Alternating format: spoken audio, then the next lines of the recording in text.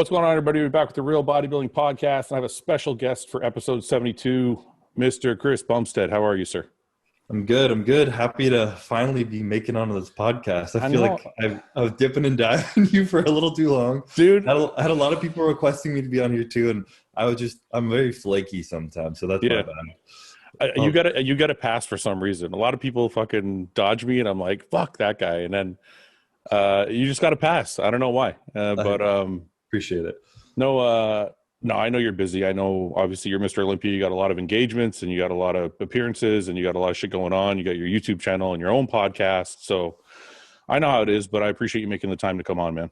No, for sure. I think the first few times you were asking me to get on was in the middle of a prep when I was like stressed and I was worried about like some health shit. And I was like, if they ask me, I can't answer it right now. So anyone asked me interviews or anything, I was just like, I'm busy.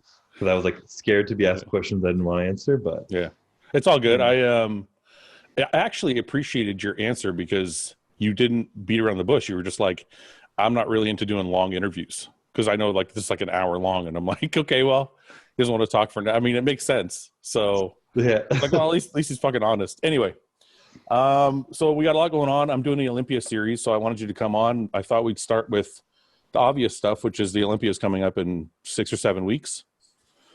So how are you feeling about that? I feel good this year. I've had a few years of difficult preps, as everyone is used to when you compete for long enough. And this year, just not so much that it's easier. I have a little bit less like bullshit kind of coming in from exterior problems and shit, so it seems easier to focus on what I need. And after like the confidence boost of winning last year and believing in myself, like now, like, fuck, okay, I knew I could win, but I didn't know when exactly. Now knowing it's all possible, it's all in front of me, and all I have to do is be better than me last year to do it again. Yeah, it's a little more exciting. I'm a little like more excited, a little more at ease this year, just having a little more fun with it than I did the last few years. How hard was it? Did you have a challenge overcoming, like, because you're what, 24, 25? 25. So you're 25, so you won at 24.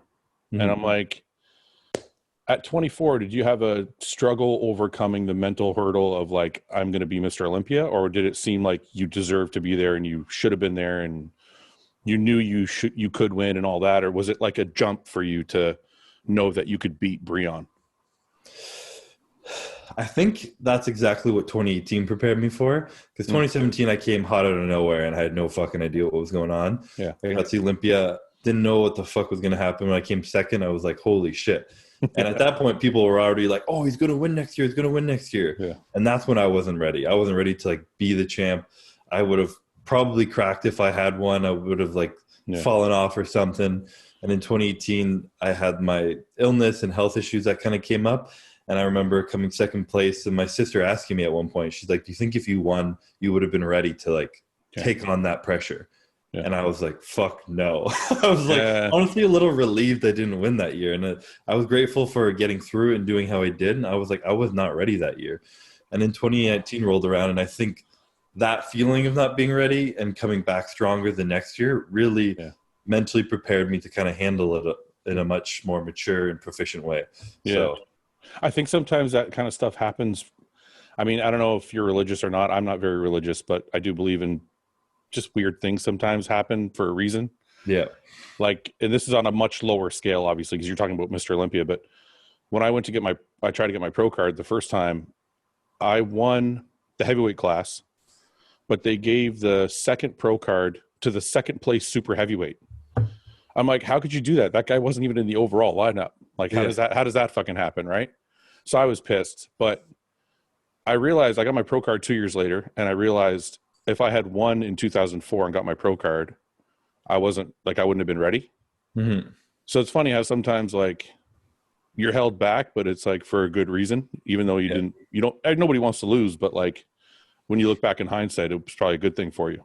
Exactly. I'm not religious either, but I'm becoming a little more spiritual, I guess you could call it. And like one of my favorite things is life doesn't happen to you, it happens for you. Everything is for a reason, and it's working for you, not against you. You have to see it though for that to be true, right? Exactly. Yeah. You know what I mean? Like, I think sometimes things happen for people, but they don't see them happening. And I think you have to, does that make sense what I'm saying? Because like, 100%, yeah. Because sometimes like something can happen to you and you don't recognize it and you don't reach for it and you kind of miss an opportunity. Yeah. Well, I mean, anything good in life is perception. Yeah. And if you have like a victim mentality, then yeah, anything that happens to you, you're just going to be like, woe is me, life is hard, this sucks. Yeah. Instead of seeing how it could be helping you in the long run. I know we're going off track here, but one of the things I want to ask you, and we'll get back to the Olympia stuff because I know maybe that's what people care about. I don't know if they do, but one of the things I want to ask you is shit seems really easy for you. Is that just the perception that you put out, or is that, I don't want to say it's easy for you. Obviously nothing's easy for you, but like things seem to come to you in stride. And I don't know if it's like, is that the way your perception is online? Like that's what you put out, or is that kind of how things seem to be? Like I remember I talked to a guy, I can't remember his name. I can't remember his name. He was a strongman and he came to Windsor for some meet. And he's like, have you heard of Chris Bumstead? And I don't even think you were, I think you were just still bodybuilding at the time. And I said, no. He's like, this kid's a freak, blah, blah, blah. He's like, the first time he did a deadlift was like last year, and he deadlifted 405 and he said it was easy. And I'm like, okay. So I'm like, who the fuck? That's the first time I'd heard of you. So I'm like, so it just kind of goes back to my question is shit just easy for you?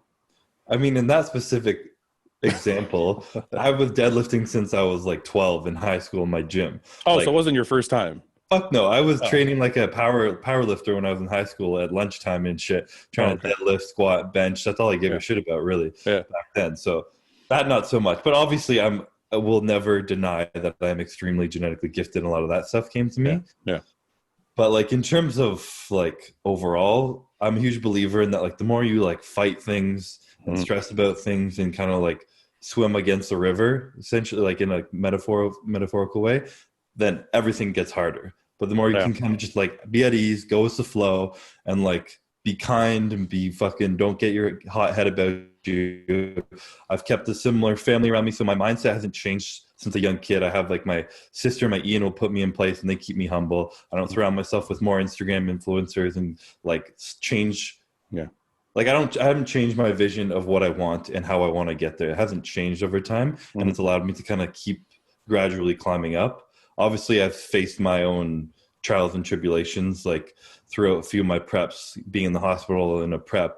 I have an autoimmune disease that can pretty much affect me every single prep. It puts more stress on my body, more inflammation, more water retention, and I have to kind of fight that. But I really, like I kind of said earlier, really try and don't have a victim mentality of any of it. Yeah.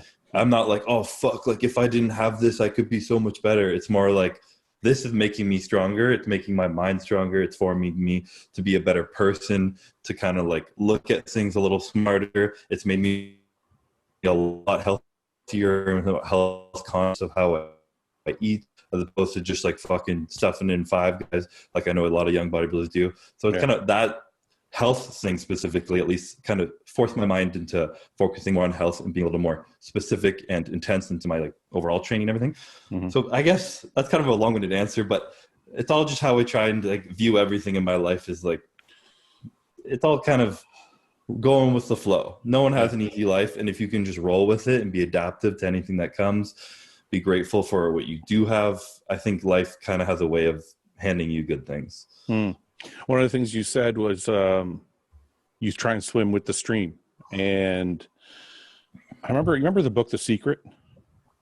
I never read it, but I've heard of it. Okay. So there's a book, The Secret. Basically, it talks about visualization and how you have to visualize what you want. And if you visualize it hard enough, that it'll just appear in your life, which is obviously bullshit because, well, it's only half true, because then there's a whole work aspect that goes with that. Right.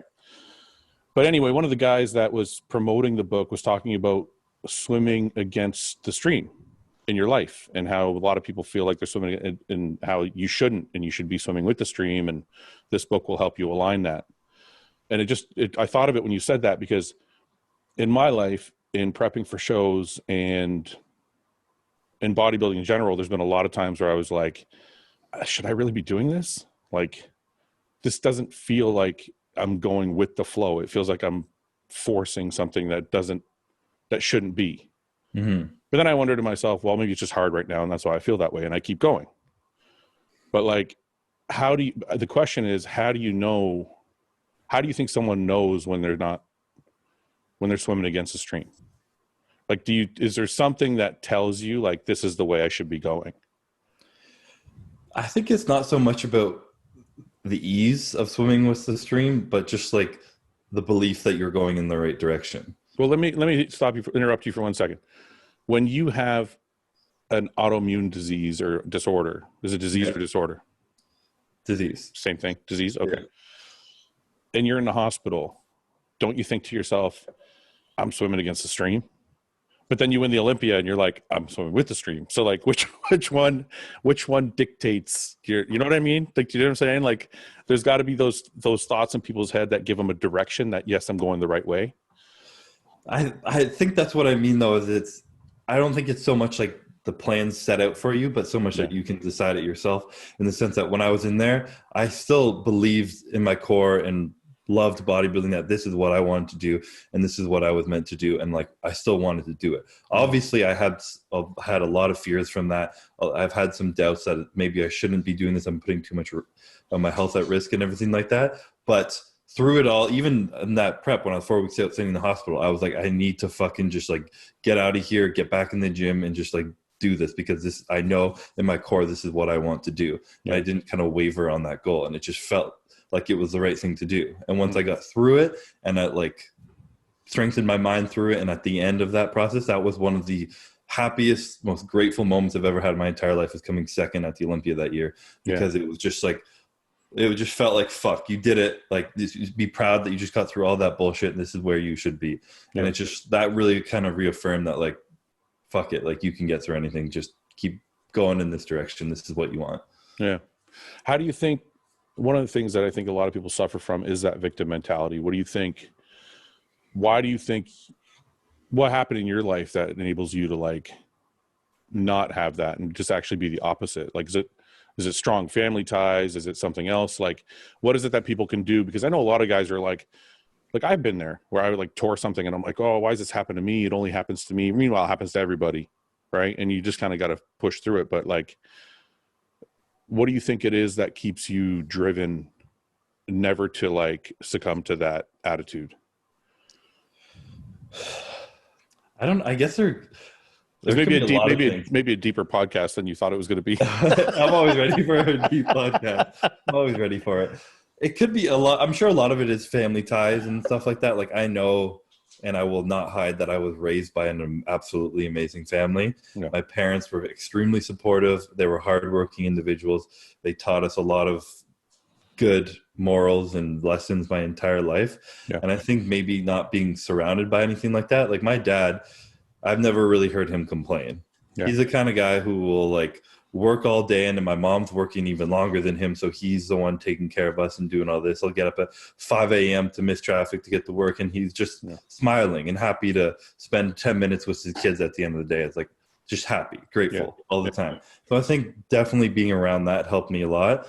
And then I guess just like seeing it going in myself going forward, that like that gratitude that was instilled with me, like I have so much going on in my life right now. Like, so last year, again, in 19, when I was 3 weeks out and I tore my hamstring, I was just like, can I still fucking train? I can still train. Like, who fucking cares? Like, all this other amazing things. I'm 24 years old competing at the Olympia. Am I going to complain about my hurt hamstring, or am I still going to enjoy where I am right now and just like get through this and be happy I can at least still train some quads and get through it? And it happened at the end of my prep. So like, you're not really putting on muscle on your hamstring at that point anyways. Yeah. And it's just kind of perspective, I guess. And I definitely think I had a bit of an easier route about it, having a very good upbringing. I know a lot of people who, when they aren't instilled those values when they're young, they kind of have to learn them the hard way, usually kind of hit rock bottom and find them out like that. So I'm just grateful that I had the support I did growing up, and I'd like to take advantage of it the best I can. Yeah. When you made the switch from, I know you were, so for those, I mean, I'm sure everybody knows by now, but for those who don't know, Chris was a bodybuilder before he was a classic guy. And what was the best placing? You were at Canadian Nationals 4th, I think, in bodybuilding. What was the best placing you got in bodybuilding? I got second. Oh, you got second? Second in heavyweight against Khalid Chikuli. Who's that? I don't even know who that is. He switched to classic too. Just goes to show you how much that matters. Yeah, exactly. So So anyway, so you took second in bodybuilding, and then so how hard was the switch, or was it not hard at all? Because you're like, I'm kind of already there. It wasn't hard at all. It was perfect. But I mean, sorry to interrupt. I don't mean physically. I mean more mentally. Like mentally, were you like, I love that shit, but my body's made for this thing over here? No, I loved classic immediately. Yeah. I was honestly, when I was chasing my pro card, I'm always one person who looks at the next goal and not really after that. And I really looked at my pro card almost as an end point. Yeah. Like Ian was my coach. He got me in the body. He was always there. I saw how big he was. I saw what it took. And I didn't really, and I was in school still. I thought I was going to be getting my degree and getting a normal job. That was my goal in life. And I thought bodybuilding was just this like fun outlet I had to put a lot of effort into. But I never wanted to be like 300 pounds. Like I didn't have that drive. I had no idea. And I knew at 6'1", I'd have to be over 300 pounds probably. I would to be competitive in this league right now. Yeah. So 2016 was actually the year Classic Physique came out. The same year I got my pro card. And the second it came out, I was still competing in bodybuilding. And I was like, that's for me. I want that. I like that look better. That looks more fun. I like the posing. I want that. But my journey started in bodybuilding. I want to get my pro card in this. So I did that and then immediately switched to Classic and was just... I had no idea that entire story. I didn't know you were like going to just retire after you got your pro card. I was in university waiting to get a real job. So there would have been no Chris Bumstead. Nothing. I can't imagine. What'd you go to school for? What was your degree in, or were you trying to get your degree in? I was in health sciences. Did you finish or no? I didn't know. So you're like, fuck this, I'm Mr. Olympia, I'm out of here. Yeah. It took until 2017 when I got second at the Olympia that first time. Yeah. I was like, I could do this. I think I could do this. I think I can make something of this. And then my mom was like, you can still do school. I'm like, maybe I can go back to it. But like right now I got to put everything into this. Yeah. You're not going back. No. No. Sometimes I still tell my mom that just so she's happy, but I don't think so.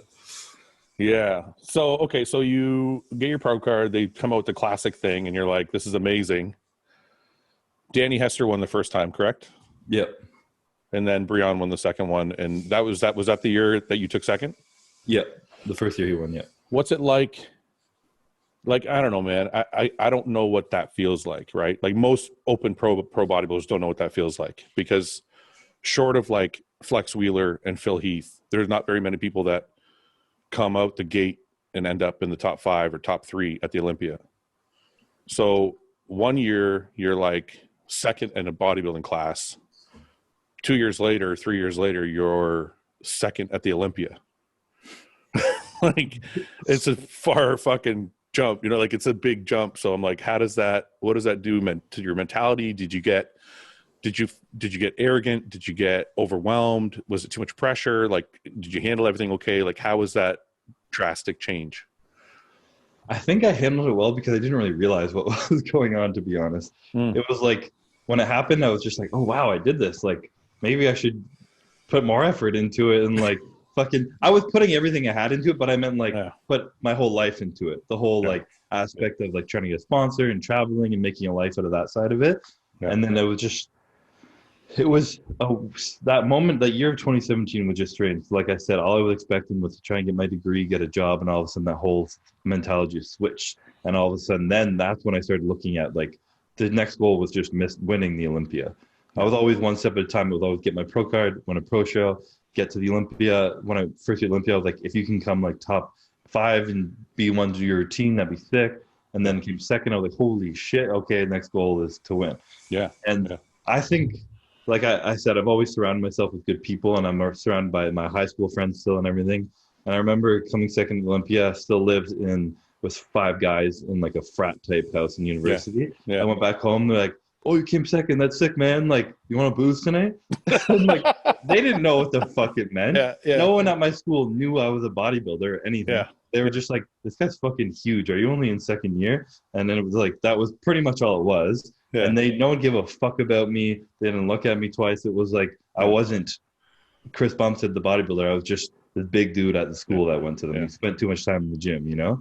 But so I think that's what kind of probably helped me keep my head down, is I didn't surround myself with other people who were like, oh my God, this, that, all this shit. It was my family, my old friends that I had who aren't into bodybuilding at all. And it's just, fucking, I'm just doing my thing.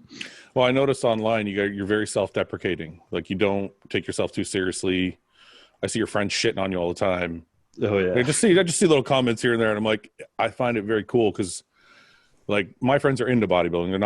They're not, you know, they're definitely into bodybuilding, but they just take whatever chance they can to tell me I'm shit. So it's like, I feel like that kind of thing keeps you grounded. Yeah. And you don't get a swelled head. But I mean, in your position, I think it's definitely warranted. I mean, it's needed, because I can't imagine how easy it would be for a 21, 22-year-old to go from nice guy to complete asshole unless you had some people to keep him held down. For sure, yeah. You know what I mean? My sister and my brother-in-law are definitely good at that. They're the most supportive people in my life, but they're also the number one people who will be there to chirp me and fucking make fun of me for whatever. And I've built like a mini community of making fun of myself on in my comment section and shit. Anytime I like slur a word and have my list, people are writing every S with a TH instead in all the comments, like all that shit. But it's hilarious. I gotta have fun with it. I gotta tell you, man, my favorite piece of marketing I've ever seen is the Thavage shirt. It's honestly, that's the fucking, it's genius. When I saw that shit, I was like, you just own it. You just owned it. You're like, you know what? Fuck you guys. Here you go. Yeah, it blew up. That thing blew up. People fucking love that. And people still always like posting shit. They have a heavy deadlift set. They're like, #Thavage deadlift. Like, it's fucking hilarious. Okay, where does that come from? That's it. These things are, okay, somebody can sit here and say, I'm envious of Chris because he's Mr. Olympia, right? But if you look deeper, it's not, all that shit's cool. I mean, it's amazing. But the envious part is how you carry yourself. Where the non-victim mentality is envious. Obviously, a lot of people, like, I think I try and carry myself that way, but a lot of people need that type of mentality to keep going, because a lot of people give up on shit too easily. But the owning your faults and the self-deprecating behavior and not taking life too seriously and being able to laugh at yourself, that's an envious trait that I wish I haven't mastered that. So where does that come from? Is that just a uber confidence that you have? So you're like, I don't give a shit? Because a lot of people, if they were that good at, you know, you're Mr. Olympia and you're that good at all the shit you're doing, but they have a list, it might hold them back. And you're like, I'm going to put out a shirt just to say, fuck you guys. like how does that happen?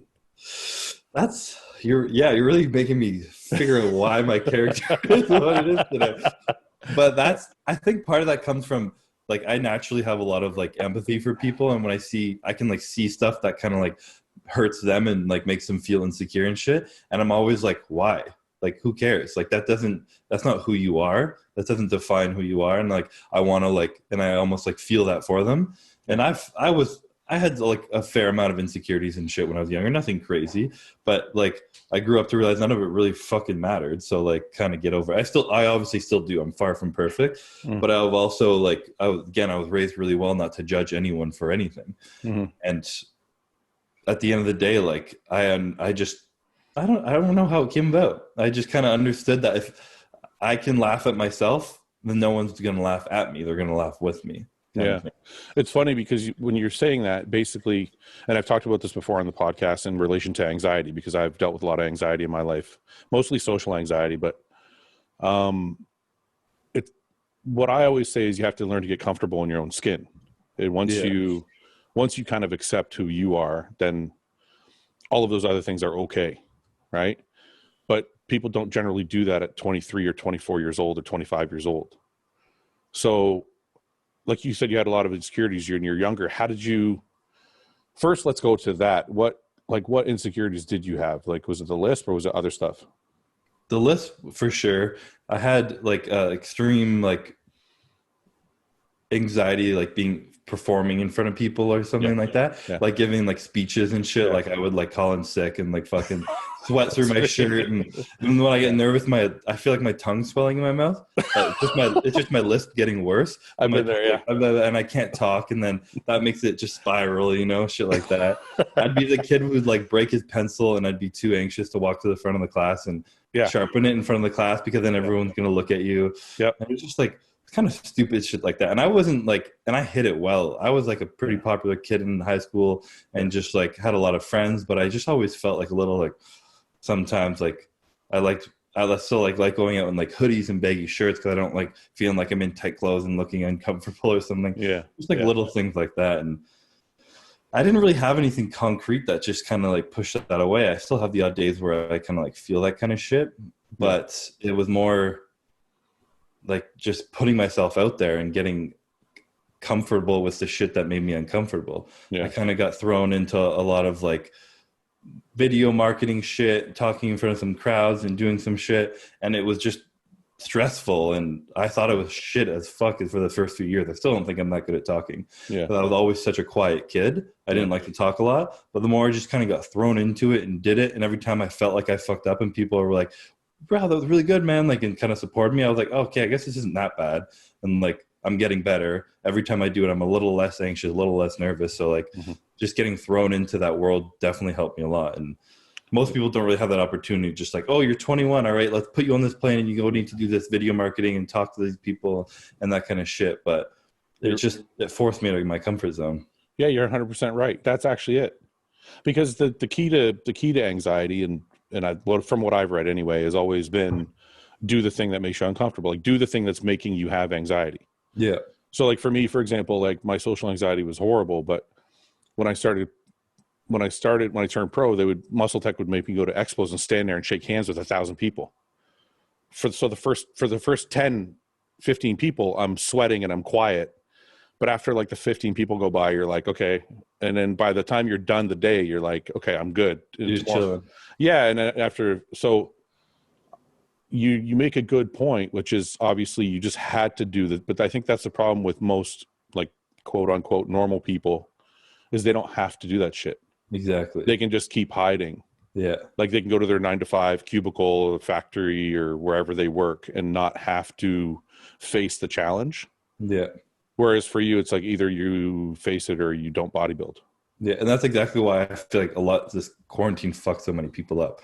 Like I know myself after like I started going to the grocery store at 10 p.m. I drive 40 minutes to the one far away so there was nobody there. And now the other day I was like, fuck, I've been to Costco in 6 months. I'm spending so much money on me. Just go. I drive to Costco, the line out the door. I'm like, nope. And I went back home. And I was like, what the fuck? Like, what's going on? And it's just that like, once we were all stuck inside for quarantine and not having so much less social interaction, so unaccustomed to it, it started to kind of build that up a little bit, which is great. And I don't have a crazy amount of anxiety, so I can't imagine the people who really suffer from it, how difficult this quarantine could have been for some people. I'm shocked that you said that because I actually talked about that on one of our podcasts with Ian and Ben, I think, or Ian and James, and we were talking about my anxiety and how I used to go line up at the grocery store. And if somebody lined up behind me, I would leave the line. And I would like walk around the store and like come back to a different line where like no one was behind. But something about somebody being behind me, it fucked me up. The worst. So I always felt like it was their eyes were staring like a hole in the back of my head. So let me ask you this too. When you did your first couple expos and shit, and like everyone starts at one point, no one knows who the fuck you are. Yeah. Were you ever told to stand at a line and just like no one knew who you were, so then you just felt like you're just fucking twiddling your thumbs standing there? Yeah. I mean, look, I'm very real with who I am and who I was as a bodybuilder. Like, I was never a top tier guy, so I would go even when I was with SciTech and I was with like they signed Cedric and they signed Sean Roden. And even at that time, I had fans and I had a fan base, but not like those guys. Yeah. So I would be standing there and like Cedric's line would be like 100 people deep. And I had like 2 people on my line. So it does.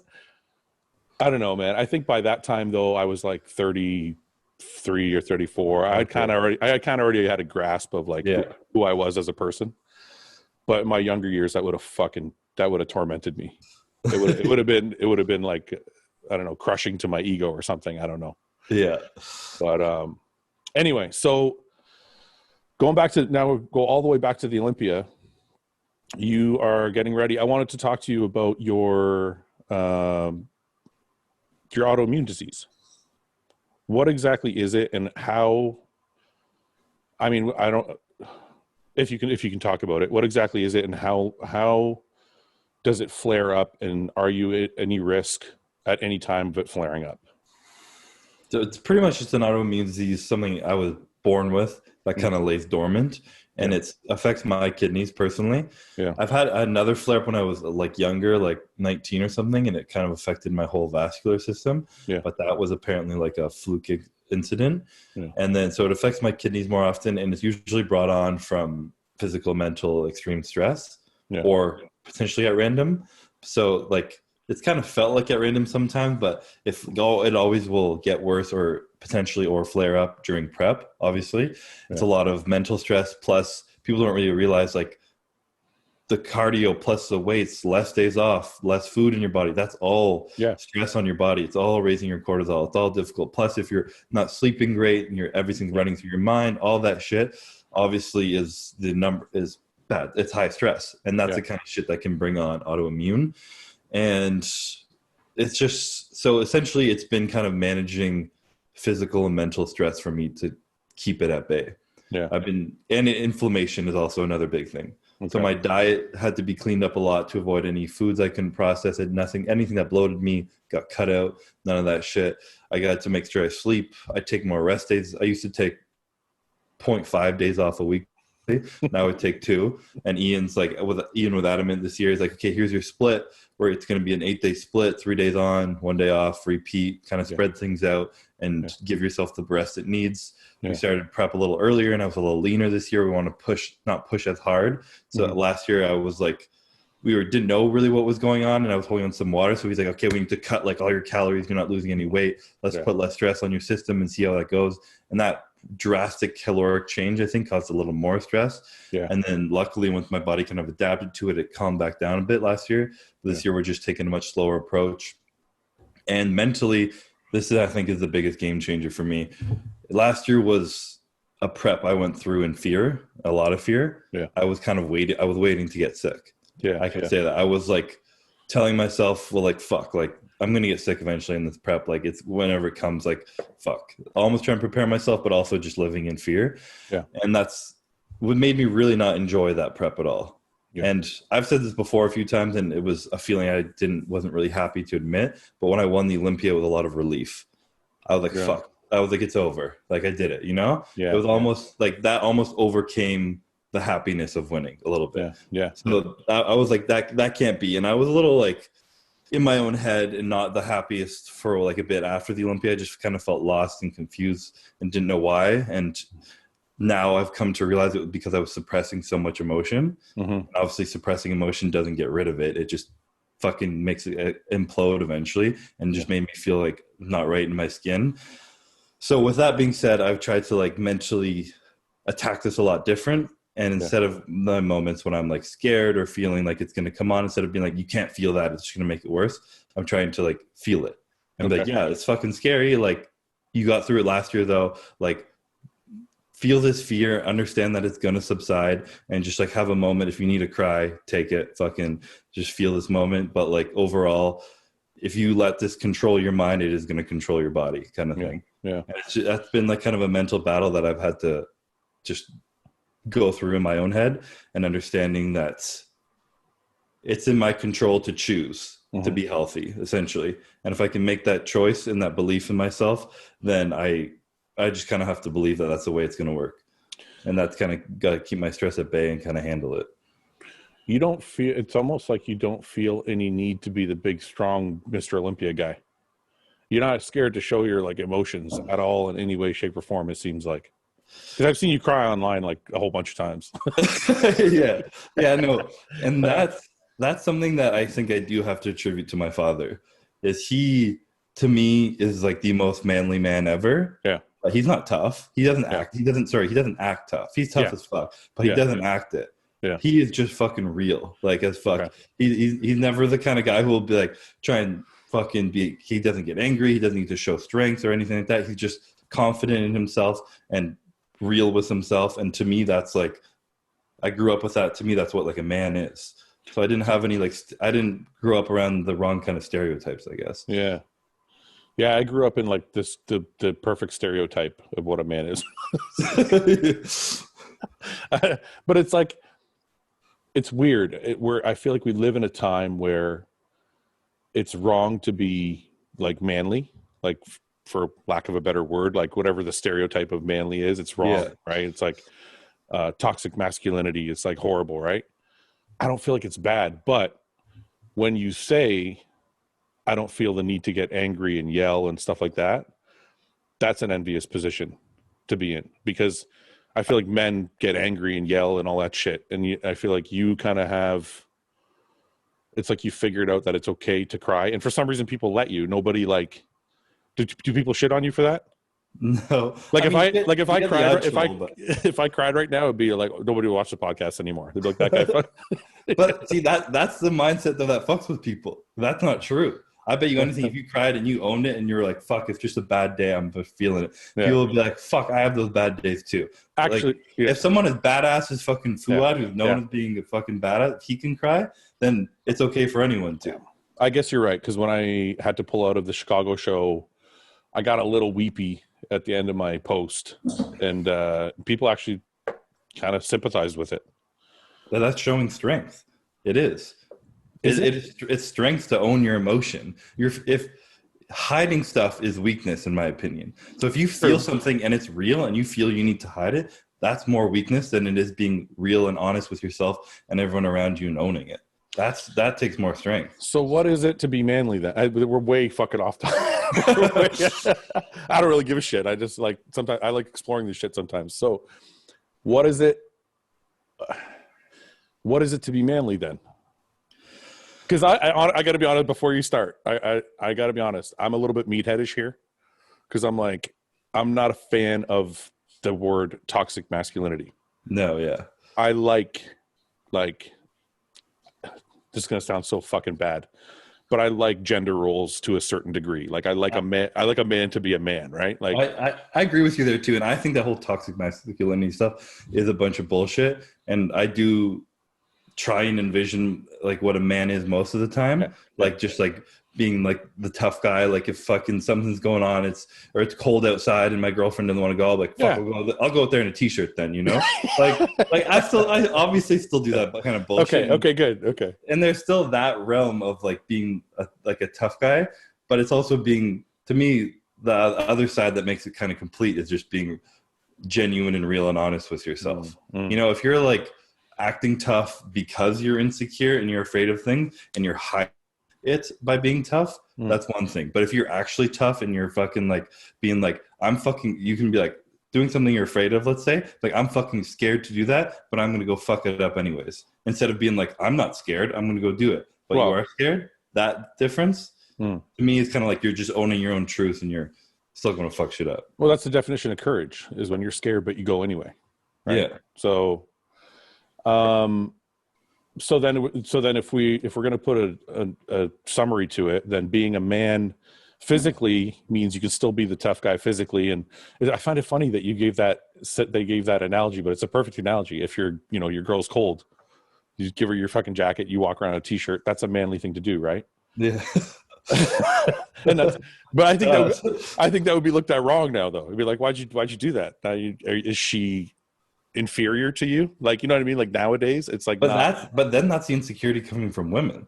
Like, are you really think you're insecure you're insecure so help is going to make you weaker? Yeah. No, if you need help and you accept it, that also takes strength. That's true. Admit when you need help. So that woman's strong if she's like, I'm cold. Like if she can be like, do you need your sweater? If you're fucking cold too, then maybe not. But if you can handle it and you want to help her asking for help, then it's like an exchange of truth. So basically what you're saying, whether it's a man or a woman, strength comes from just being real. Yeah. Hiding any emotion or hiding any feelings is actually, and that's actually, you know what? That's a really, really good point. I'm learning something from you today. I'm learning something from myself. I've never put these words out there. No, but that's actually very, very true, because if I think of it in my own life, well, like when I turned pro, I was like a really cocky fucking asshole when I was younger, but it wasn't real. It was bullshit. It was because of my anxiety and trying to mask the lack of confidence or whatever it may be. And it wasn't until I started to get a little older, into my late 20s, early 30s, where that kind of started to fade. And then it still rears its ugly head sometimes, but for the most part, it's gone. Mm-hmm. And, but that's weakness. That's exactly what you're talking about. Yeah. That's weakness. That's somebody just fucking not being as strong as they should be and trying to hide something that's there. Exactly. Yeah. That's a really good point. Like when I've seen some of your recent shit of like one of you were talking about how you had gone to therapy sessions and shit for your anxiety and competing and all that shit. Yeah. Me still the young competitor, I have this mindset. Obviously I don't act in it perfectly all the time. This is the stuff I'm like trying to apply into my life. But when I hear someone like you, who you're the fucking badass tough guy Fouad who tears his fucking lat, bicep, quad and still gets in the show, you know? Yeah, yeah. And then when I hear someone like him admitting he goes to therapy too, and it's like, that doesn't mean you're weak. Fucking everybody probably needs that. Yeah. You're the strong one because you did it. You took that step and you can talk about it. Yeah. To me, and then that, for people like me, it's like, fuck, I need that too, then I can do it too, and I can still be strong doing it. That, you know what, that was a really selfish thing I did back in the day, but it helps other people at the same time. I used to talk about my anxiety and people would be like, oh, you know, it's so good that you talk about your anxiety, but I did it for myself. Now I don't do it for myself anymore because now I'm like kind of old. But back in the day, like when I first started talking about it, I was probably in my late 20s, early 30s, and it would help me. Like if I was having an anxiety attack, I would just literally tell somebody. Like if me and you were at dinner, because it would happen sometimes at restaurants, and I'd start having an anxiety attack, and you'd be like, "What's wrong?" I'm like, my fucking anxiety's through the roof right now. And if I said it, it made it kind of easier to handle. So then I just kept talking about it, and now, but then it changed from talking about it for myself because I started to get emails from people and DMs from people and shit, and they're like, I'm like, wow, this is actually helping like other people. So. But anyway, no, to put a point on it, I find it very interesting that what you said about weakness is when you hide shit, that's more weak than, so crying is okay. So I'm just going to cry from now on my podcast. Oh yeah. Hey, I haven't cried in like a year on YouTube and I feel like I've been missing out. So speaking of that, I wanted to talk to you about your girlfriend. Yep. So I watch your podcast. Not all of it. Nobody watches all of anybody's podcast. So anyway, it's all good. But don't worry. Like I watch Rogan's podcast, but I only watch like certain clips. Like I don't even watch Rogan. So yeah. So anyway, but so I saw you put out an episode kind of talking about your breakup, which you cried in, which is obviously acceptable because it's always acceptable, but that was understandable. So.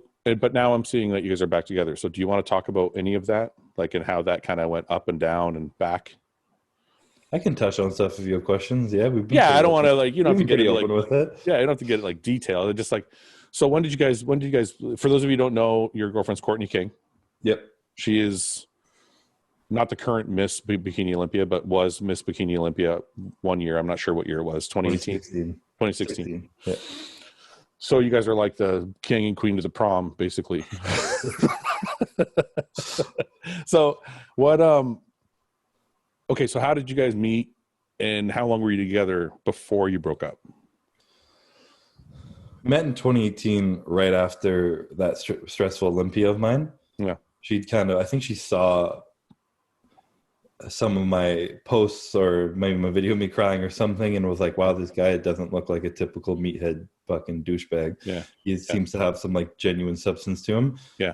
She slid in my DMs, replying to some stories and shit, just like calling my outfit swaggy and all this shit. And it's just like, I missed it for a while, didn't reply for like a couple of weeks. And I think that kind of like, she thought I was playing hard to get, but really I just didn't see it. Yeah. I'm pretty ecstatic to see Courtney King in my DMs when I didn't see it. Yeah. And we just chatted a lot. We were talking on the phone a lot. She lives in the States and shit. So we'd have like I hate talking on the phone. Well, no, I don't talk on the phone, but we talk on the phone for like 2 hours a night, fucking keeping me up and shit. And it was just like, it was so easy. I'm a quiet person. She's extremely talkative and bubbly. And it was like a good kind of mix. End up flying her down to kind of come see me. We hung out for a while and it just like clicked. It felt so good. It was comfortable. And it kind of just rolled on from there. Yeah. Then we were together for about a year and a half, I guess. And again, it was a lot of long distance traveling back and forth, always staying in someone's city. And then we both had some kind of like, after that 2019 win, and then I had some like mental stress that was making me be a little more in my own head. She has a few kind of health issues that she was in her own head a little bit. She was kind of coming out of hers, I was starting mine, kind of thing. And it was a lot going on, and it was right when quarantine was like beginning, and it was just kind of like a culmination of all this shit was just like, now's not the right time. I didn't have the energy I felt like to invest in it. Maybe she didn't either. I can't, like, I'm just going to speak for myself here, really. And it was just, it kind of fell apart, and we needed to take a break. It was the decision that we kind of came to. And it ended up being like the best thing ever, I think, for both of us. It was a weird summer for me, being like locked in the basement with Ian training for a while and fucking all this shit. And I was like, I didn't even want to compete at the Olympia. I did, but I like wasn't ready. I was like, if the Olympia's in September, I'm going to look the same as last year. I was like, not feeling it. And then over that break and being alone with myself and kind of understanding a lot of things after a while, it really changed my mindset a lot. And that's where a lot of this, like that mentality I talked about, my autoimmune change, really came through this quarantine, sitting with myself from it. And also by the end of the summer, I was just like, we started to kind of like talk a little bit every now and then. And then I made the podcast of the breakup, where I feel like I may have gotten a little too comfortable and spilled a little too much information on there. Can I just say something before you go on? Yeah. My favorite part of that podcast was, I can't remember, I'm going to paraphrase, I don't remember exactly what was said, but you're like, I don't want to make this too drawn out. I don't want to talk about it too much, but I'm just going to give you guys a little bit of info. And then it was like an hour later. I was like, oh my God. I know. This guy, I'm like, and it's funny because every like 10 minutes you'd be like, I don't think we should talk about it anymore. And then it just like kept going. And I'm like, holy fuck. And then I click back and I'm like, episode 2's gone. I'm like, he must have got shit. Yeah. It was honestly like, I was in my own head a lot. I was like, this is how I feel, like, blah, like that, being that stupid tough guy, kind of denying my feelings even to myself. And then when that came out, it kind of like flipped my mind a little bit. It made me see it in a different light, and it made it more real. Why? I was Why? I don't know. I don't think you said anything. You didn't say anything bad in the podcast. Oh no, not at all. Anything to do with that. I think it was more just like it being on the forefront, and that conversation brought up some emotion and just made me really think about it a lot more. And I was like, fuck. And it just couldn't get it off my mind. I couldn't get her off my mind. Yeah. And I was like, it just didn't, all of a sudden like that didn't feel right. I was like, fuck, I miss this girl. Like, she was like meant so much to me. We like, everything was so good. We were at a difficult point in our lives, but like life gets difficult. Like, I don't want to ruin this relationship because of that. And I ended up reaching out to her after that and kind of like talked back and forth. And then we ended up getting back together, talking for a while, and found a way to get her into Canada with all this shit going on legally. Yeah. And she'd been back here, and it was a little rebuilding. Obviously, when you take some time apart like that, it's a lot of rebuilding, but without a doubt, I can say our relationship is way stronger than it was before. I'm a lot more like grateful and appreciative to her, to have her in my life, especially in this emotional time for me, as someone who's been through it with me the year before and kind of understands me, someone who's, when I'm feeling stuff, I'm not the best at talking about stuff. Afterwards, like this, I can be like, yeah, this is how I felt. But in those moments, it's not as easy. Yeah. And yeah, it's just, it's one of those things too, where it's like, I'm not like, oh, I can't believe we broke up. It was like, wow, that made us so much better for the long run. Yeah. I related to my own marriage, because I think something happens if you leave someone and then you guys end up back together, because it's almost like you're like, well, we must be meant for each other because we fucked off. Not like the kind of couples that like break up for a weekend and then they get back together every fucking 2 months. Like those are just toxic relationships, right? But I mean, like me and Summer broke up for a year, and then we got back together and it's almost like you're telling each other, like, look, we took time apart, but we still need to be here. Yeah. And it made us stronger too. And I think after we got back together, that's when we just took off, and then that was it. That was kind of, you know, it's all in history now. Now we're married and everything's all good. But like, I think we needed that to get to where we are now. And did you ever have that like stubborn mindset where like, if you break, it's done forever? Did you ever feel like that? No. You know, that's funny. I was kind of stubborn like that. No, you know, it's funny. My sister would always say to me, she's very pragmatic. And she would always say, if it's hard now, it's only going to be even harder later. Because the beginning is supposed to be the easy part, right? Which kind of like makes sense when you think about it. Yeah, kind of. But I kind of think of it in reverse. I'm like, to me, I'm like, if I make it through all the shit now, there's going to be nothing left to bother me later. You're prepared. Yeah, because I've gone through everything I have to go through. Like, exactly. We already been through the breakup. We already been through the shit. We already been through all the fights. Like, now we don't even fight. Now, if I'm a dick, she's like, I'm going to bed. I'll talk to you in the morning. And she just fucks off. Like, we don't even. When you go through all that shit and you end up loving someone more at the end of it, then you're like, the future can't be worse, you know? What happens to me in my mind is, even if it's the worst blowout fight that we've ever had, I'm still like, I'm going to be here in the morning, so there's no point in making this any worse than it is. You know what I mean? Like, because you've been through so much, you know you're not fucking going nowhere. Yeah. You know what I mean? Whereas other people entertain, like, oh, I'm going to get a divorce, I'm going to get this, I'm going to leave. But I don't even say those fucking things, because I'm like, it's been fucking 13 years. It's it. It's like, I'm not going nowhere no matter how bad the fight is. So, yeah, it's like, I think when you go through stuff early on, it just makes you stronger and stronger anyway in the later years, because you don't have to go through it again. We already been there. We already did that. For sure. It's your make or break. Yeah. Yeah. Yeah. Is it more comfortable for you being with, and this may sound like a stupid question, but I'm not Mr. Olympia, so I have to ask you. Is it more comfortable for you to be with somebody who was, she was Miss Olympia, than to be with just a regular girl?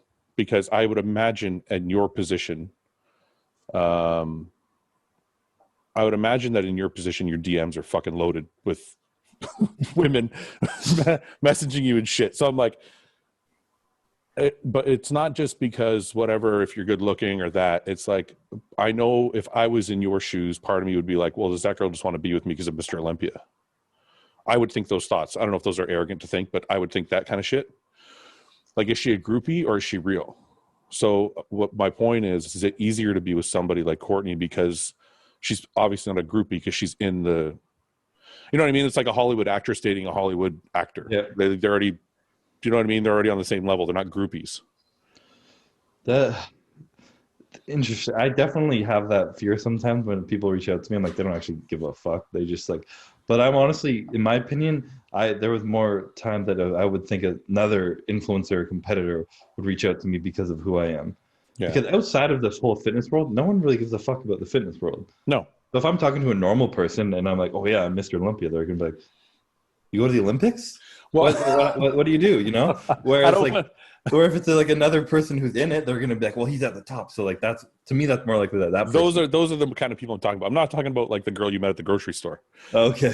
She doesn't know who the fuck you are. I already know that. Like, nobody in the real world knows who we are. Yeah. But no, I'm more of like I'm talking about people that are in the sport, but they're not famous, or they don't have a career, they don't have any influence, or they don't have any, like that.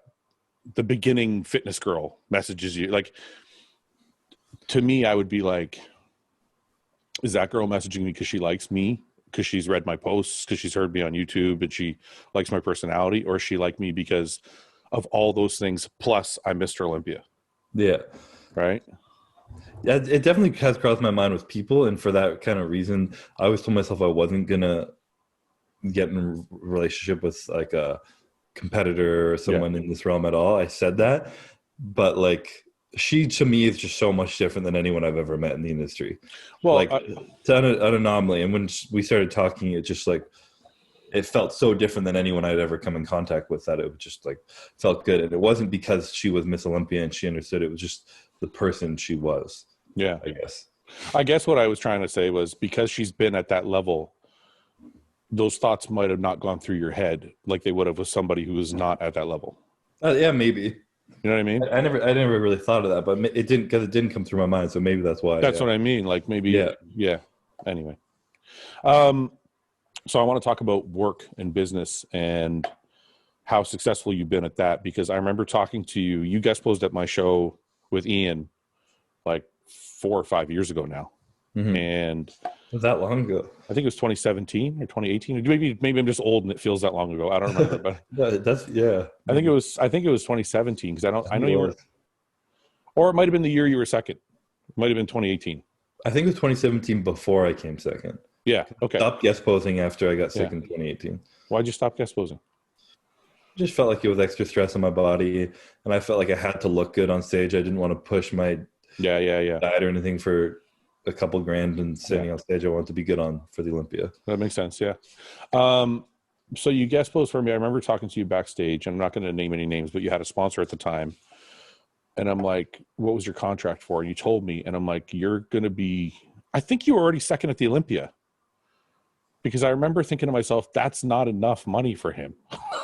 Like, I definitely wasn't second, because I remember this was when I'd won Pittsburgh Pro, and then your show was the next weekend, and the next weekend was Toronto Pro that I was competing at. But I think it was because you won the Pittsburgh, was it Pittsburgh? Yeah. I think it's because you won the pro show, and I could see the writing on the wall. I'm like, so when you told me, I'm like, that's not enough. I'm like, there's no way. So basically my question is, there's a lot of young guys coming up. They don't know what to do. Most of them are not going to be thrown into contracts and superstardom right away. But how did you navigate companies throwing themselves at you? Because I'm assuming they did after that first pro win, especially. Like, and how did you know, like, did somebody come to you and say, this is not a good contract? You need to be over here because these people are offering you what you're worth? Or did you just figure that all out kind of on your own? I did a little bit in that company I was with. One of the employees is now one of my best friends, business partner, kind of /manager, Matt Thompson. Okay. And he understood the ins and outs of the industry. He was the person signing athletes and shit. And he was kind of, at one point, he's like, you need to get out of here and like get somewhere else. And having him in my corner helped a lot, for sure. And I guess it was when I was in a contract, I didn't look outside for other things. Yeah. And then when it was coming to an end, that's when I started to look at like, oh, big companies like GAT are talking to me. GAT was big back then, or like, I can't even remember, like a couple random like big ones were, and I was like, oh yeah, like fuck yeah, go with these. And then all of a sudden, it's a specific, but the story has a purpose. Yeah. This small company from Canada reached out to me that I had heard of, but not so much because they're not in any stores or anything. So they sent me some product, and the whole team called me. We had a little chat, and it was just like a couple boys from Newfoundland, Canada, just chilling and chatting me about their goals for the company, how they got started, and just kind of shooting the shit, and just felt right. Yeah. The first company I was with was this big corporate, big office, and all these people who didn't give a shit about fitness or anything. They just were stuck in the 90s and like all this random stuff. And it was just, I was kind of like just there, like fucking rolling my eyes, just saying yes to do whatever you want. But like this company felt like young. They give a fuck about me as a person. They were Canadian, which I thought was cool as fuck. Yeah. And it was more of that like family friend feeling as opposed to just the big corporate company. And that just, to me, that just sat with me a lot, right? Especially from my roots of sticking close to home and family and everything. It felt right. So when my contract was up, I signed with them, Jack Factory. I'm still with them now, and it's been fucking awesome. I didn't know they were Canadian.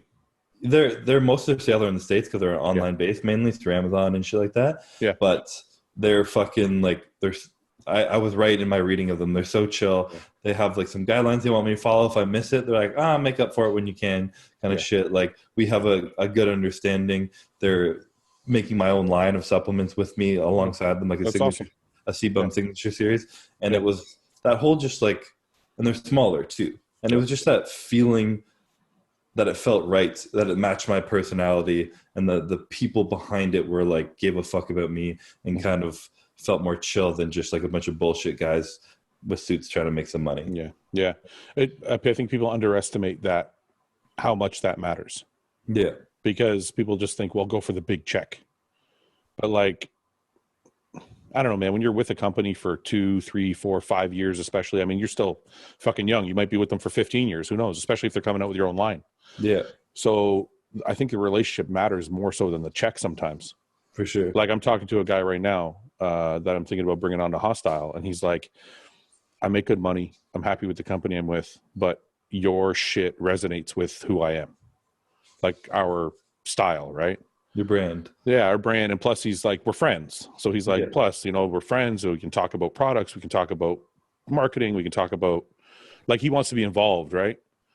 And I think that's a big deal. So, I mean, some people might look at that and think, well, he's too worried about the relationship. He should go for the money. But I think that's a great decision on your part, for sure. Yeah, no, and like the money's still pretty good. I can't No, complain well, about that. yeah, But yeah. there was like a ceiling at one point where I didn't give a fuck if it was more money or not. It was already more than I needed. So what am I going to enjoy the most, and what's going to make a big thing also is what makes me feel authentic in what I can put on social media. Yeah. If it's a brand, like, look at how they're athletes and how they are told to promote and shit. If it's just constant, like, shitty graphic ads of a protein bottle and they want you to post 6 of those a month and your followers are just going to get pissed off that your feed's fucking just annoying them, like, that's a bunch of bullshit. No one wants to see that shit. Yeah. But if it's one where, like, okay, you can, like, incorporate it into your stories, put it in videos, like, whenever you use it, just document it. Don't push it too hard. That's, like, a big thing going forward in building a trust with, like, your followers and community online, where people don't feel like you're just shoving bullshit down the throat because you were told to do it versus because you're just taking it and sharing it. So along with this is one of the main things that is amazing about what you're doing with your work is it's not just supplements. You have branched out to clothing. You are sponsored by, like, a boot company, a clothing watch company. You are doing YouTube. Like, this is what I mean when I say who's helping you manage this stuff. Are these people just coming to you and you're like, yes, yes, yes? Or is somebody out there reaching out to these people and saying, look who I got, let's do something together? Some of them are just me kind of saying yes. Some of them are also, like, if I see something I like online at this point, I'll reach out, Like, what? Give me one that you did that with. The boots. The boots? The boots, and like, it was just one post and I got a free pair of winter boots. It was cold in the winter and I went online, their boots were like $200. I was like, all right, let's see if I could just ask for a free pair of boots. And it was because I actually liked the boots. Yeah. They weren't some, like, ugly ass boots. I was like, I want to buy them, but let's see if I can get them for free. Yeah. And so I kind of did that. Whereas I've had a lot of other companies reach out to me, like fucking teeth whitening. I've had the classic teas. I've had a bunch of, like, random band companies, like, saying you don't need a gym, you can use these bands, like, all this kind of shit. And I just say no to them because to me it's a bunch of bullshit. And the more I share and try and sell a bunch of bullshit, the less people are going to believe the actual authentic shit that I do use. Yeah. Do you enjoy YouTube? Because I've watched some of your blogs. You're actually really good at it. Do you do that all yourself? Does somebody edit and cut and everything for you? It's a bit of combo. If it doesn't look that fancy or you see me holding the camera, that's all me filming and editing and cutting all that shit. Those are good though. Those are good. And the beauty of it is that, like, the community around my YouTube loves really raw shit. Yeah. They're like, don't put music over, don't cut, don't transition, just, like, let's see your workout, let's see your day, like, where I'm standing there watching and that's it. So it's easy for me. Yeah. But leading up to the Olympia last year, I had a good friend of mine, Calvin, who's from the West Coast, Canada. Okay. He's a really good photographer, videographer. He documented my series and made it, like, kind of, like, a little more cool and, like, fancy and got a lot more behind the scenes shit. Yeah. And I want to be doing that again this year. So that's a few months a year I get him, but most of it's on my own. Was YouTube a thing you did to increase your visibility, money, or just for your fans, or, like, what was the purpose? Because you were doing well already, and then all of a sudden your YouTube channel came out and it was a whole other thing. So what was the reasoning behind it? Like, what made you want to start the YouTube channel? I guess I kind of wanted to share more. I kind of showed my personality a little bit on Instagram, and I feel like people really appreciated it, and it was a little different than some of the other guys in the industry, and people liked seeing that. And people, I could relate to a lot of people, and the people I could relate to, I kind of wanted to share more with and put more out there. And it's just a good platform to just kind of share whatever the fuck you want, You're really just documenting your life. It's not that it's a pain in the ass to film sometimes, but it felt really real to me. A lot of times on Instagram, sometimes you do have to post shit you don't want, or you have to try and think of a post. Whereas YouTube is, I can just be myself, do my day-to-day shit. And I still, to this day, and it was way worse at the beginning, every time I film a video and I finish editing it, I'm like, this is a piece of shit. No one's going to watch this. This is so fucking boring. Like, what am I even doing putting this online? And I put up, people like, this video is so sick. I'm like, okay, all right, I guess. Like, dude, makes sense. It's exactly, I don't know if it's a bodybuilder thing or just certain people, but I'm the exact same way. Yeah. Every time I do anything, like, we'll get done this interview and I'll be like, that interview is shit. That sucks. Chris is a horrible fucking guy. No, not you. Not you. Like, it's not ever the guest. it's if I do same thing, man. If I do a vlog, if I do a podcast, I'm like, oh, that's gonna suck. And then people write like shit. And you're like, okay, I guess it didn't suck. I guess it didn't. I'll do another one. Yeah.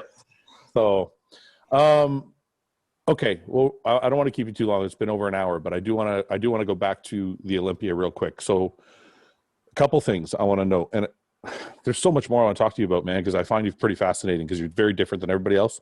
You're a very positive person, which I find refreshing because you never seem to get into the shit, into mud with people. You just always seem to kind of rise above it. It's weird because there's only one other person I know like that, and that's Evan. Evan does Evan does a very good job of. I never ever see Evan argue with people, or if anything, he just tell him to fuck off and he moves on. But like, he just kind of always above the fray. So, but I have seen people trying to pick fights with you. So recently, Mr. Logan Franklin has been very vocal. So you seem like a pretty chill guy, and you have this like pit bull or chihuahua, whatever you want to describe him as, coming at you all day, or during the week, or whatever you want to say. Does that get to you? Does it bother you? Do you not give a shit? Do you find it funny? Like, what is the emotion when that kind of, like, are you like, that's not me, man, don't fuck with me, like, let's just do the show? Like, what is your attitude towards that kind of shit? I definitely find it funny. Every time I'll like be on my phone, I'm like, Logan Franklin comments on your post. I'm like, here we go.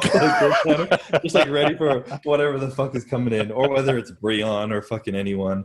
But like every year, there's always kind of someone new who people are saying is like the guy like nipping at your heels. And at this point, once there's been 4 or 5, and you're just kind of like, all right, like maybe one person will be, but like if I'm gonna think about it every time, like fuck it, who cares? Like, but I don't know. It's something that's I've not even allowed myself. I've just never really been bothered by people trying to like poke fun or get a rise out of me. Because I know they're trying to get a rise out of me. Yeah. And like I saw a post the other day, or Logan commented on my shit the other day, and I replied back once, like whatever helps you sleep at night or something like that. Yeah. And then I just left it.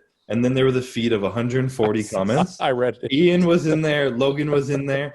The fans were just tearing Logan apart. And Logan was like, it's a joke, guys. Relax. Like kind of fighting back. And I'm looking at that and I'm like, I got to you. They got to you. I'm in your head. You're stressed out. You wish you didn't comment. And then next thing I know, the comment's been deleted. And I'm like, someone's in their head right now. And to me, that's good for me as a competitor when other people are in their own head. So I'm like, you just fucked your own shit up, you know? And then someone reposted all that kind of shit. Someone was like, wow, Chris can't even defend himself, like blah, blah. And when I see people like that, I'm like, that's so sad that you think that like, because I don't waste my energy defending myself from something that doesn't matter at all, that you think I'm not defending myself and it's like a weak thing. It's like, I just don't need to. You just don't give a shit. Yeah. Yeah. Like it doesn't matter. I pissed myself laughing because I'm like, I read it like Buys and Tries, I think reposted it. Yeah. And they reposted all the slides. So I see his post and I see your post, and then all I see is Ian. So fucking crazy. Ian in the comment section is an animal. He's just fucking ruthless, man. He's like, yeah. So I had him on the podcast. We were talking about it. And he's fucking laughing. He's like, that fucking guy won't even be first call. And he's still going off. And I'm like, dude, just calm down a little bit. So you have Logan, if you think about it, I didn't know who Logan was, like before he started trying to rip into you. So if you think of it that way, he's done himself a service. Oh, and I say this all the time. He's smart. Yeah. Like he's bringing the attention on him. And like, let's be honest, the Olympia likes that too a little bit. Yeah. Like he's just a new guy coming in, and he could have been like he could have been like me in my first year. The guy who came in and no one knew who the fuck I was. But now the eyes are all on him. There's a lot of attention on him. Yeah. You're like, this guy really thinks he can beat Chris, or talking about him, whether it's good or bad. Like the old saying, any publicity is good publicity. Yeah. Do you think that kind of thing would factor into judges' opinions? Not subconsciously, not consciously, but like, do you think they're going to look for him more because he's stirred up this controversy? I think within limits. So if he looks like he should be 10th, then he's just going to be second or third call out. That's what it's going to be. Yeah. But if he makes first call out and he's probably 5th, or he's going to be on the outsides, that might make them want to put him beside me. Just for the fun of it. Because, to get the pictures, to get the comments, a little bit of a rise. And even that, like, it's his first year in Classic. Going forward, that's still good just to be compared in that first year and then be put back out and shit. That's still good for him. And in my opinion, that's kind of a part of the strategy of this, you know, is getting seen, getting noticed, and going with it. Yeah. So the Logan thing seems more funny and playful, but the thing with Breon seems more serious, and there's kind of a shittiness to it. But is that in my head as a viewer watching from the outside in, or are you guys actually like conflicted? Like, are you and Breon friends? Are you not friends? Are you like, is there like a turmoil between you? Like, I don't think, this is hard. I didn't really think there was a turmoil, and I started to hear and see some shit, and I thought maybe there was. And it's difficult. Breon's a competitive athlete. He was the best in the world, and he lost it. And he has every right to be pissed off, you know? If I lost to someone this year, I'd be pretty fucking pissed off too. I'm not sure I'd act in the same way and say it out loud, but I'd feel it at least. And I think when you love something so hard and someone such as myself comes and takes away with you, you're not going to like that person. You're not. Yeah. And he said a few things that were kind of like passing on blame and saying my weaknesses instead of his weaknesses and shit like that. And I've said this before in an interview too. To me, it just kind of feels like he's passing on the blame or the responsibility from himself. Yeah. Whereas like whenever he says anything, I was like, well, yeah, your back's way fucking better than mine. But if I can bring mine up, then you don't stand a chance, you know? So like, just kind of the way that I look at it personally, but there's a little more seriousness with Breon. And obviously he'd beaten me before, so that there's a good rivalry there. Yeah. It's definitely more of a rivalry than Logan just trying to have some fun. Okay, so we'll wrap it up with this last question. Who is your main competition other than Breon? Like, who are you looking at? Who are you recognizing? Like, do you watch all the shows like throughout the year, or you kind of keep yourself away from it? I honestly don't a whole lot, and I don't do it to keep myself away from it. You really don't like. I watch Open a lot more, to be honest. Really? Yeah. I figured more so because Ian's competing against people and shit. I'm like, all right, let's see like that kind of shit. But I figured as Mr. Olympia, you'd want to see kind of who the competition is, what they're doing, what they look like. You just don't care? This year, for the first time in my life, I believe if I'm the best version of myself or any better than last year, no one stands a chance. That's good. Like, that's like my literal mindset. Yeah. And how do you get, I know I said it was the last question, but I have more questions. How do you get better when you can't put on any size? Just more detail, more like, I don't, because you have a weight limit. So I'm like, how does a classic guy get better? I mean, my opinion, I can always be leaner. And last year my weight ended up dropping 5 pounds randomly one day in peak week. And I was like 225, 226 at one point. Yeah. So I was like, that's 4 to 5 pounds of muscle I can put on. Yeah. And I've also was heighted in at 6'1". I've been heighted in 4 or 5 times in my career, and half and half. I've been 6 foot and 7/8 and just over 6'1". Yeah. If I'm over 6'1", I can be 240. That's an extra 14 pounds I can put on. Holy shit. But if I'm under, I have to be under 230.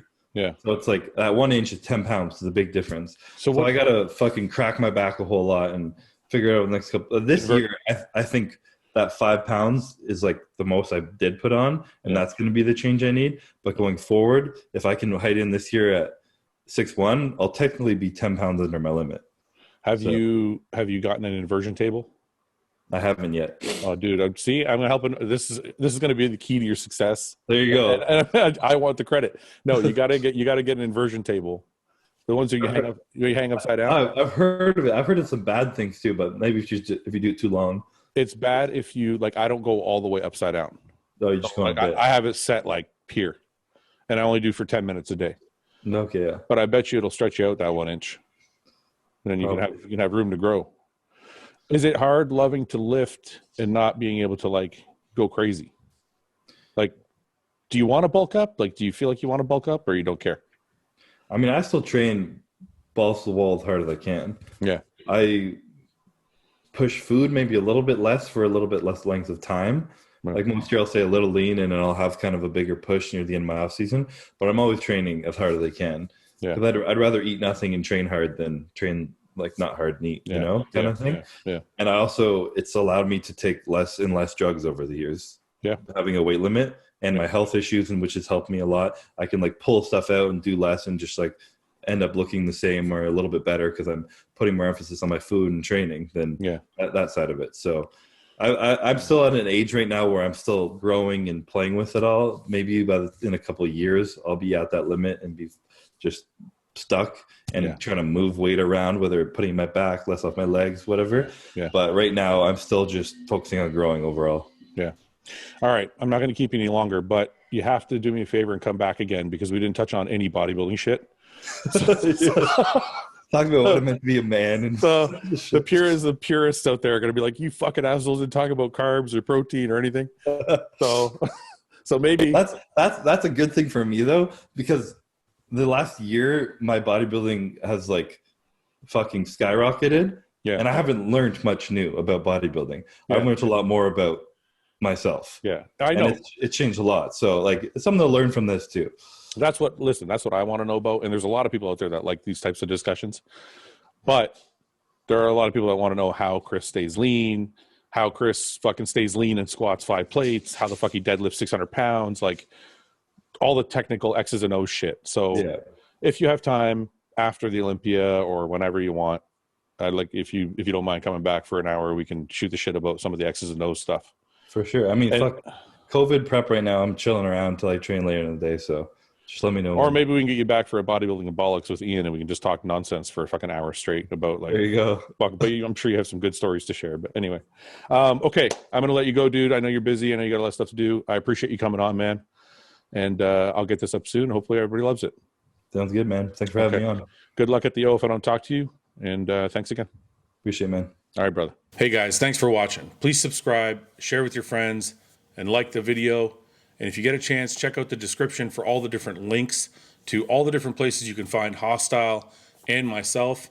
And lastly, check out hostile.com for our new line of supplements and all of our apparel and gear. Thanks again for watching.